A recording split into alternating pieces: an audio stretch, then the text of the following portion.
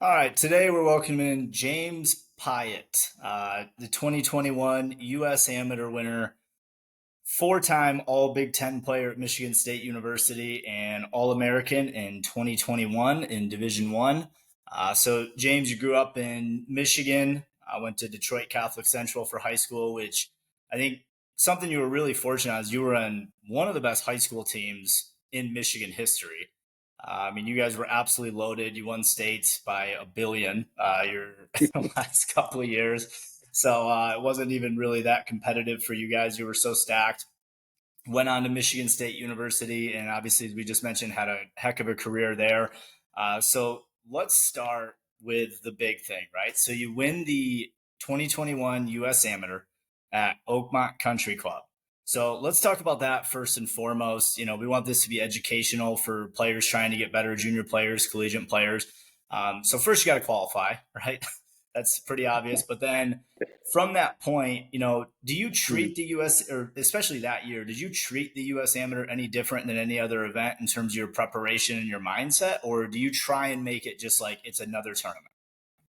Yeah, I mean, a USGA championship, a lot goes into it, because that's one of the most historic things in golf, playing in a USGA event. It's a big deal. I mean, I remember making the US Junior in high school, and I still was like, this is the coolest thing ever. Like, it feels like a true major to you as an amateur. So, yeah, the prep goes, it's a little different, but at the same time, you only get 2 rounds for two different courses to prep into it. And, I mean, that summer I was just playing some really nice golf. Won the GAM championship in Michigan a few weeks before, Sweet 16 in the Western Am a couple weeks before that as well. So there was a lot of momentum rolling into that event.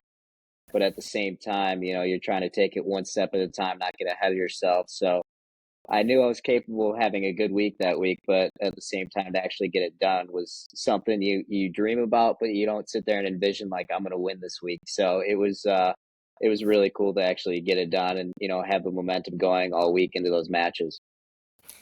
Absolutely. So, you know, obviously a special moment that changed your life forever. I mean, it would change anyone's life. And then for you, it led to the LIV Tour, which we'll get into in a little bit. But let's talk a little bit more about that event at Oakmont when you won the 2021 USAM. So one thing I've always, this is just my personal question. I don't know if it's going to help anyone else, but I've always been curious about this. When you make the finals, so the day before the final match, is there that part of you that some of the final match pressure is alleviated because you know you're already in the Masters? I mean, yes, 100%. I'm gonna be honest. I mean, the big match is the day before. It's only 18 holes, and there's 4 guys, and if you win it, you're most likely getting the Masters and the U.S. Open for sure. So you're sitting there, you're like, I got 18 holes, and this is it. You make the finals, and obviously you want to win the tournament, but at the same time, you're sitting there, you're like, I'm still playing in 2 majors. So yeah, it's a little bit of a stress reliever, but at the same time, I mean, those last 2 days I played in front of more people than I have my entire life. So it was a crazy thing to go playing from in front of only my parents to all of a sudden you got the hundreds, if not 1,000 or so people watching you play golf. So it was definitely a surreal feeling, especially that last match of, all eyes are on us, just 2 people on this whole entire property. So let's talk about nerves because I think nerves are something that we all deal with, especially when we're playing competitive golf. And I can't imagine there is a situation that can produce a lot more nerves than those final two matches of the U.S. Amateur. So I'm sure you had some nerves. You had to have. Are you a guy? Do you get more nervous before the round, the night before, or is it during? Like, where do you feel the most nervous? It's usually I get a little bit of the first tee jitters in the big scenarios. I mean, I remember, for example, first event on tour, I could barely tee the ball up because my hand was sitting there going like this on the tee box. But kind of once you get into your rhythm and all that, I'm not a big freak on like the deep breathing and stuff like that. Like I think it helps for sure, but at the same time, it's just being comfortable and knowing that you put the work in to get there, and you're trying to leave the range before the round, thinking I'm swinging well, things are going the right direction to where you don't have to worry about the external factors. It's more about, internally like, hey, I got this, I could do this. And that's where I think the nerves vanish when you realize that, hey, I'm in control and I can do it. Okay, so to kind of summarize, it sounds like your strategy is positive self talk. Would that be an accurate way to phrase it? Yeah, absolutely. I mean, just believing in yourself. And I think coming from Michigan too, I'm sure you've seen it when you're at Grand Valley, just the chip on the shoulder you have where you're playing against Southern kids or kids who have the full season versus, you're coming from a program where people kind of look over you a little bit because it's not the big time SEC powerhouse. So that always put a chip on my shoulder to where I want to prove something when I'm out there. So I think that's always been even going on to tour where I didn't come from these big schools and all that, where it's always made me a little more gritty and believe in myself and say, you got this. You're hitting balls in snow when they're sitting there in 70-degree weather and, Jupiter, Florida when they're 15. So absolutely. Yeah, no doubt about it. I mean, the chip on the shoulder, I think, is such a great point to bring up. I had Alex Scott and Charlie DeLong on before you, who are the two best players in Grand Valley history. And both of them came to Grand Valley with that chip, right? Like they both really wanted to go to a bigger school. And that's just not the way the cards came out for them. And so they kind of took that as, I want to prove everyone wrong. And it sounds like you took that same just at a higher level. Like, hey, I'm at Michigan State. We may not be known for being a top 25 golf program all the time. Now, Michigan State is a fantastic golf program and has been top 25 multiple times in its history. But I think if we're being honest, we're not going to put it up there with the Floridas and the Oklahomas, right? As you're mentioning there. So keeping that chip on your shoulder. So let's talk about practice habits. James, you're known as an incredibly hard worker, and that's pretty much the story with every great player that makes it as far as you have. It's hard to get there by being lazy. So let's talk about your practice habits that you've had since you were a kid, and then how they've evolved over time. What do you like to focus on? And one thing that just so you can touch on it, because you and I had a conversation before we went on air about it sounds like you're really big into, as again, most great players are. It's not only the quantity of work, but it sounds like you've really learned how to create the quality of work where you're going with a plan. We're not just hitting balls and doing nothing. So, talk a little bit about your work habits throughout your life and how they've evolved. Yeah, absolutely. I mean, just starting from like a junior golfer, I think we were talking about that. Yeah, consistency is the biggest thing I think too. For you got to be out there and be at it every day. It's not one of those things like, oh, I hit balls every few days and I still got it. But quality of work, is I think the biggest thing with junior golfers, especially I look back at the college team I was on, where you just go out there and you're angry or something's not right, so I'm just going to keep hitting balls till it feels good, as opposed to saying, I like to do a thing where I kind of create a checklist of a few things that have to be right when I'm hitting it my best. It may not look perfect, but there's a few things for me, like the club will get inside my hands on the way back because I'm not rotating my hips right off the ball. And that just puts me in a bad position. So, like, one of the first things I'll check is, are we turning our hips? Is the club staying outside the hands on the way back so we can make that proper backswing? And then from there, turning through the ball and stuff like that. But the biggest thing for me is just going through that checklist to start the day of, the club's outside the hands, we're moving properly. And then from there, it depends on where I'm at.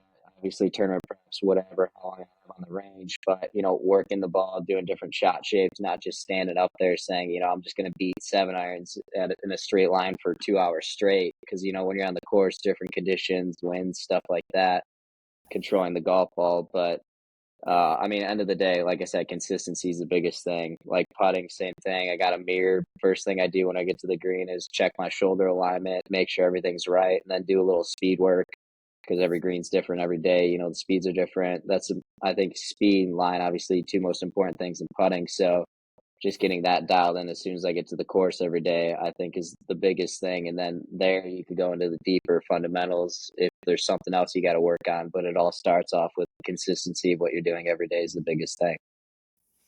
Yeah, I love that. And, I've always said an expression, if you want to be consistent, you have to be consistent, right? Like we're all looking for consistent play. But if your work habits and your practice habits aren't consistent, I don't know how you can expect to shoot consistent scores. And another thing that I love that you just said is it sounds like to me you understand the importance of fundamentals in the golf swing, but it's not about chasing the perfect golf swing. It's about understanding what your tendencies are. And when you go awry and aren't hitting it as well, what do you go back to? And it sounds like it's that takeaway, right? So that's an immediate check for you of, hey, if my takeaway gets inside, I know that leads to bad things for me personally. So I think as much as it's important that we chase proper fundamentals, you also have to know yourself and when you get into bad ways, what typically causes that. And then you're a little easier to fix, and we don't have to spend weeks trying to dig ourselves out of a bad swing habit. Yeah, absolutely. I agree with that. I think the biggest thing I see, I mean, especially I'll relate it personally when I was on tours, guys try to chase something that they're not. It's like me saying I want to hit the ball 350 yards. I'm 5'9", 160 pounds. Like, it's not going to happen. Now, maybe 320 if I get really big in the gym, but no. So it's all about, owning your game and pretty much the things that you do the best, trying to be as good as you can at them. And then the things that you aren't great at, trying to get to that mid-tier level. But you got to have a few things you can lean back on, especially if you want to play on tour. I mean, everyone I'm sure has said this, but it's, wedging and putting it. That's the biggest thing. I mean, even the best players in the world will hit a driver where you look at it and go, what the heck was that? Like, everyone does it in golf. There's no getting away from it. So, I mean, short game is the biggest thing. I mean, especially junior golfers nowadays too. Everyone's so caught up in this trend of I want to hit it a mile, as opposed to saying I want to be a top 5 putter in the world. And I mean, if you look at some of the guys who are the best in the world, they're great putters. Now, I'm not saying they don't hit the ball different than other guys, but putting is really the thing that you can hang your hat on, and that's what will make you a tour level player if you can putt it and chip it. I'm really happy you said that because I've kind of tried to instill in our teams that I've coached is because when strokes gain came out with Mark Brody, right? It was a fantastic thing, and it's a great way to measure how someone's playing relative to the field. But the one thing I didn't love that I thought strokes gain put in people's heads was it proved that like driving is debatably the most important part of the game, right? Then iron play, then we'd go to putting, and then around the green. But it it's not a great message because I know you've seen this now after playing on the PGA Tour and LIV Tour is there are way more guys that can drive it well and hit really good irons than be wizards around the green, right? Like when I look at a Oh, good college absolutely. player versus a tour player, I've always noticed the biggest difference is pitching and putting. And so it sounds like you would agree with that. Absolutely. I mean, I was telling a lot of kids in college that too. You walked on a PGA Tour range or you walked on a college range, you look at the swings and like, yeah, on tour they got some great swings, but you walked on a college range too, and you're like, there's a lot of kids who could hit the ball well. There's not a huge gap fundamentally, I think, in ball striking from that level to the professional level.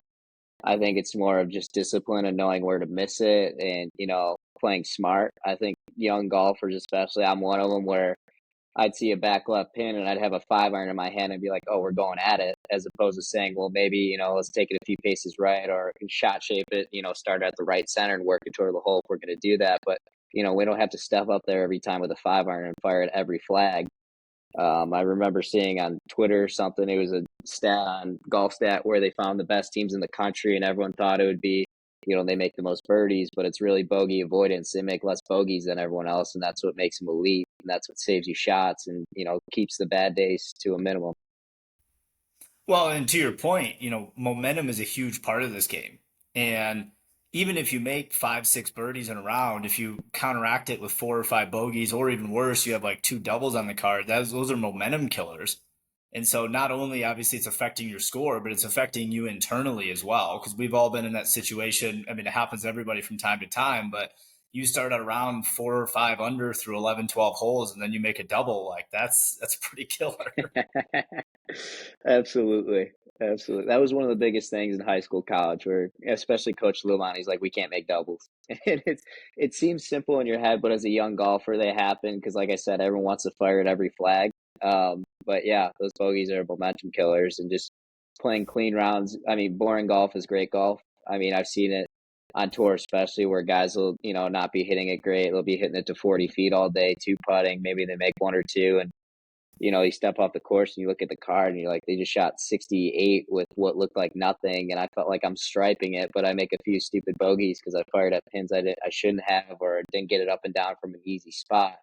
And that's really the difference right there between being, a good player to an elite player is just the small things that you can control. No doubt. And so that's a perfect transition into your time on PGA Tour and LIV Tour. One thing I do want to mention really quick is I think a important part for anyone to have the success that you've had is having a fantastic support system and knowing who to surround yourself with, right? If we don't surround ourselves with the right people, it's hard to really be on that consistency every single day and have the right habits, and also that support again, like breeds confidence, right? And so I was fortunate, we had your, when I was at Grand Valley, we had your older brother, Glenn, on a visit, and I got to meet your parents who were fantastic people. You were coached by, two guys that are dear friends of mine, Dan Ellis and Coach Luban at Michigan State. And then I've seen who you surround yourself with and your close friends, right? Guys like Zach Rosendale, Brad Smithson, like just salt of the earth. So I think that's really important. I just wanted to mention that. And, we'll talk a little bit more about what you've learned at the higher levels. But I think without that support system, a lot of this probably doesn't happen for you. Yeah, absolutely. I mean, first thing you said, hats off to my parents, awesome people, they did a great job of making sure that, um, I wouldn't say no nonsense, but at the same time of saying, you reap what you sow. So you got to put the work in to get the results, kind of the same thing. And my dad's always been a tough love guy at me where it's, if you don't like the results, go ahead, work hard and change that factor. So they've always been super supportive of me since day one. And then worked with Brian Cairns ever since I was a young kid. And then having, a trainer in Michigan too, Grant Blackoff. And now I got people in Jupiter too on that support system side. But yeah, going to Michigan State, Coach Luban, Coach Ellis, and talking about the younger people listening to this, where you're looking at universities and colleges where certain schools, there's 20 kids that they're looking at for the spot. And, you might get on the team, but you're not guaranteed play time because there's such a deep roster versus you could go to a school where you love the coaches, they're willing to put in that time for you, and you could get that playing time is such a huge difference because having that experience, in tournaments and real events as opposed to just playing on the weekends with the team is such a different factor because the tournament experience is just you keep chalking it up really, and that's what makes you better. Yeah, so you're the third guest in a row here that the message to high school kids right now is go somewhere you can play, right? Everyone wants to, have it in their Instagram bio that they play at this really cool school, but if you're riding the bench, you're not going to get better. It doesn't really matter. Yeah, absolutely. I mean, playing time is the biggest factor, and I think it also makes the experience that much better. Even if you don't go to the biggest school in the nation, just having that experience where you got a university paying for your travel and you get to hang out with your buddies every weekend in different parts of the United States. I think that's one of the coolest things ever. And looking back at college golf, that's one of my favorite memories. And I mean, looking back at it, yeah, a lot of guys talk about going out, having fun. Well, college game days, yeah, they're a blast. But I mean, some of my best memories from college were traveling with the team and the coaches and just getting to go cool places where it's not on your own dime. That makes it even that much sweeter. So, absolutely. No doubt. So let's talk about PGA Tour and LIV Tour. So you played the Masters. I was grateful that you allowed me to come down and hang out with you at Muirfield the one year right before you played the Memorial Tournament. That was a pretty cool experience. And then on to LIV Tour. And LIV Tour, you played on LIV for 3 years, is that correct? 2 years. 2 years. Okay, sorry. So 2 years on LIV Tour. So let's just talk about that experience of PGA Tour events and LIV Tour events, being around, the best players in the world on a weekly basis. What is it that you picked up from them, and what did you learn relatively quickly in your experience, on those tours? I would just say discipline's the biggest thing. Kind of what blew my mind when I was out there is I thought every guy is a huge grinder, big passion for the game. And I hate to say it's not true with all players, but they're very disciplined in what they do when they're out there. They might not be out there hitting eight hours of balls a day. Now some guys do that, but it seems like every one of them has a system where I was talking about checking your fundamentals, making sure you go through your drills. I mean, one of the biggest guys as far as practice work ethic that I learned from out there is Patrick Reed. He was awesome as far as he has a set of drills he has to do every day before, he could go on to playing or whatever. He had his putting drills where he does like the little thing with the ball markers everywhere from 3 to 12 feet where you got to knock it out before you could go move on, do something else. So just being in that structured system of, it might be a new course this week. And obviously some weeks you got to prep a little more on the course as far as knowing pin locations, greens might be more tricky, tee balls might be more tricky, but just consistency in your practice, in your prep, just so every week you feel like you're going into there in the same way, as opposed to some weeks just really grinding your butt off and then other weeks not trying. I think that inconsistency adds up not only on your game, but mentally, just having the satisfaction of saying, I did all my work this week and we're ready to go for Thursday or Friday's tee time, depending PGA Tour or LIV. So, Yeah, no question. And then let's also touch on, obviously you experience it in college, but you experience it even at a more extreme level in professional golf. How do you manage the travel and, keeping your body fresh and ready and getting proper sleep so that you're ready to go each day? Because obviously the travel can get really, really hectic when you're flying all over the world. yeah, and this is kind of one of those things, but before I turned pro, I used to always rag on the guys and they'll be on an interview saying, "Oh, I'm feeling low energy this week" and stuff like that. And I'm like, "You're just playing golf." But it adds up when you're not, you're on the road 6 weeks in a row and stuff like that, where you haven't seen home, you haven't had a time to relax, and every day's the same day. So yeah, it's the same thing. I've been preaching discipline, really sleep patterns. When you get to a hotel at an event, it's 9 o'clock, 10 o'clock. Let's go to bed, not stay up till 1 a.m. checking TikTok like kids like to do nowadays. And I'm guilty of when I'm at home, but on the road, a little more disciplined about that. But it's one of those things of just making sure you get your pattern down. Going through those drills, like I said. For me too, now I play in Asia, so sleep patterns are hard. I go from 6 hours to 12 and a half hour time zone changes. So getting there and making sure you get to bed, and yeah, you're going to have a rough night's sleep sometimes, but just kind of going through that and making sure that you're covered and ready to go for Thursday's round is the biggest thing. Great. Love that. So, James, I appreciate you coming on. Before I let you go, what you're recovering from shoulder surgery right now. You had a torn labrum in your shoulder. So you're on that recovery process and you had PT today. Sounds like you have PT most days. So for, your fans and maybe we establish a new fan or two out of this, what's next for James Piot? What's the next step here once you're recovered and ready to go? Yeah, so we'll be back at it in January, hopefully. Just play some mini tour events, prep for. I'll be an Asian tour in medical status, so that's pretty much Liv's Corn Ferry right now.